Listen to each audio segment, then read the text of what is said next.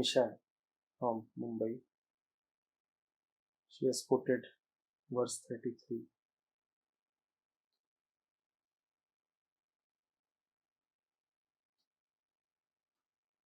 A teacher is one who is well versed in the scriptures, pure, unafflicted by desires, a perfect knower of the Supreme, who continuously abides in the Supreme, who is as calm as the fire that has burnt up its fuel, who is a spontaneous ocean of mercy that needs no cause for its expression, an intimate friend to all good people who surrender to him. So she is asking, what does it mean to be sinless?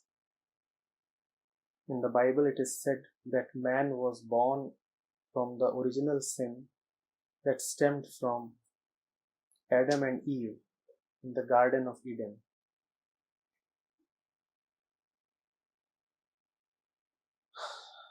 The Lord Jesus Christ had all the above mentioned qualities and died on the cross to redeem man of sin.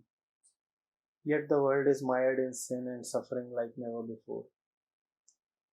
Please help me understand sin and sinlessness in right context. The original sin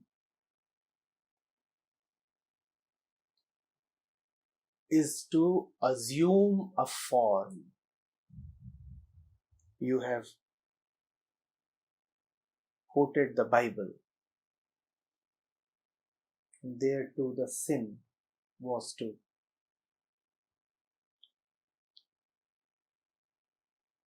taste the forbidden fruit.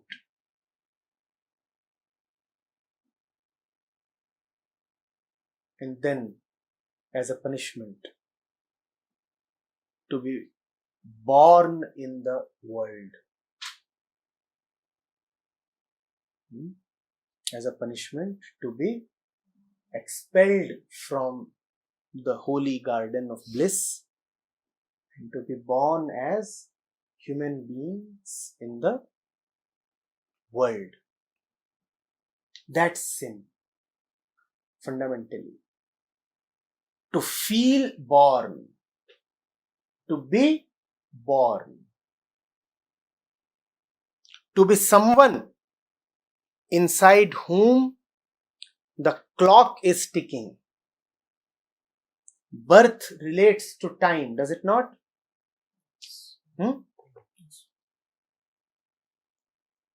And the moment you are born, you say, now I am 6 months old, now 6 years old, now 60 years old.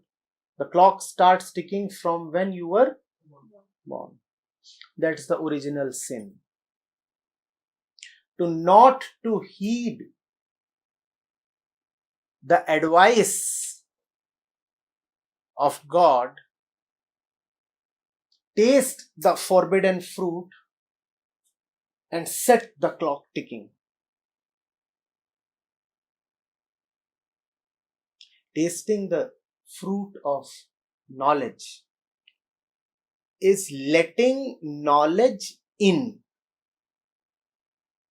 Once you have eaten the apple has gotten in. So to taste the fruit of knowledge means to be identified with knowledge. Now knowledge is in. Knowledge is not merely something that you hold. Now knowledge is in. Knowledge is now a part of your system, your being. That's sin. Your being should have been purely the being of God. But now your being is your personal being. Now you are not residing as the innocent one.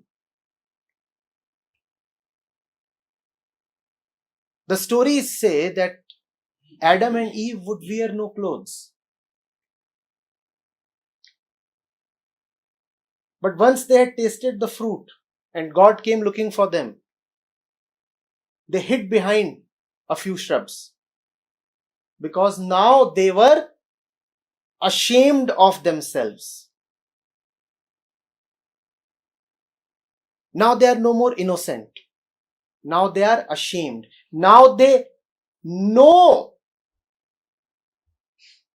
that not to be wearing clothes is a matter of shame.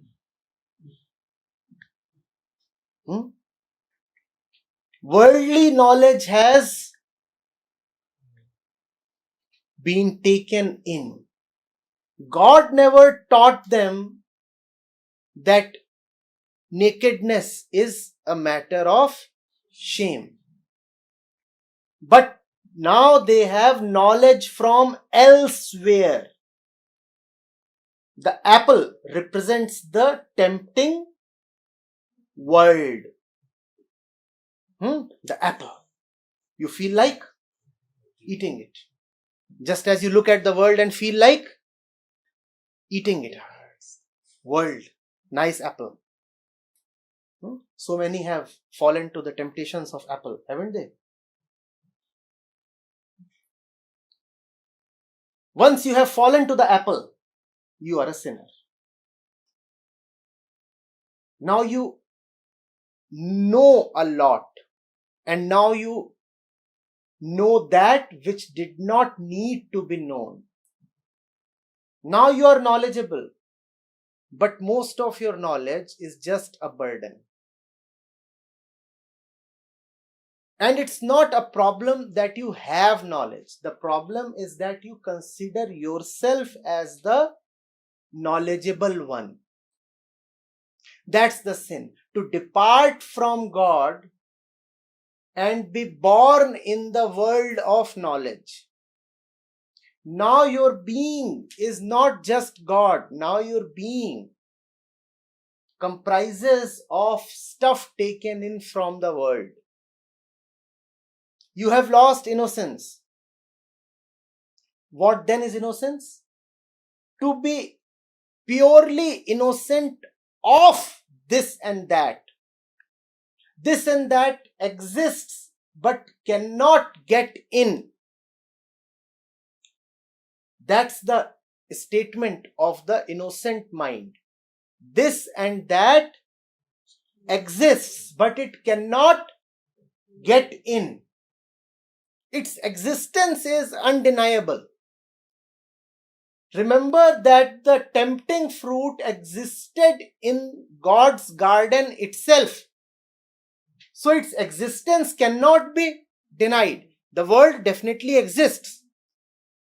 The existence of this and that is not a problem. The problem is when this and that overrides the instructions given by God. When this and that starts getting the same place, the same respect, the same treatment as God's being or the being gifted by God. That is sin.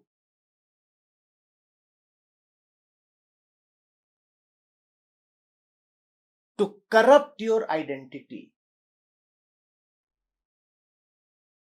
And that is why being born has been variously called as the fundamental sin. Now you are no more God. No parents ever celebrated the birth of God. Nobody ever says, this is God.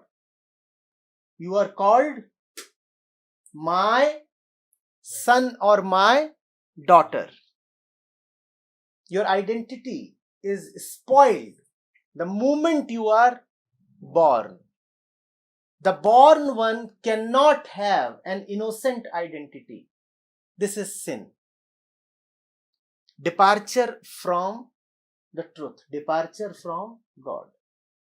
If the word God is too heavy for you, just understand it in basic terms.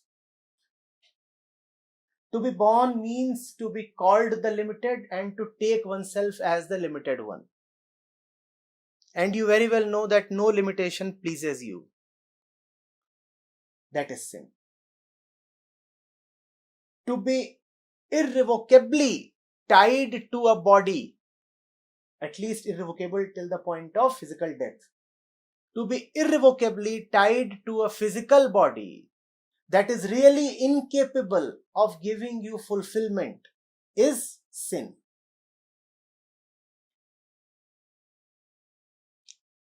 Getting this? You have mentioned Christ. Because he does not value limitations, therefore he calls himself the Son of God. And because he does not value limitations, therefore he is prepared to give up the limited body so that limitations of others can be removed. Compassion. This body is anyway limited. Who can attach too much value to it? That's what Christ says. So if this limited body is done away with in the service of the unlimited, it's a good deal. I take the deal. I lose my body, others lose their limitations. I sacrifice my body, and looking at this sacrifice, if others can sacrifice their limitations, then I would joyfully sacrifice this body. Because what I am sacrificing is little, and what they are getting is immense. So it's a good deal. I take the deal. You get what the sin is. To be bodied is sin. And you also get the meaning of the sacrifice of many of the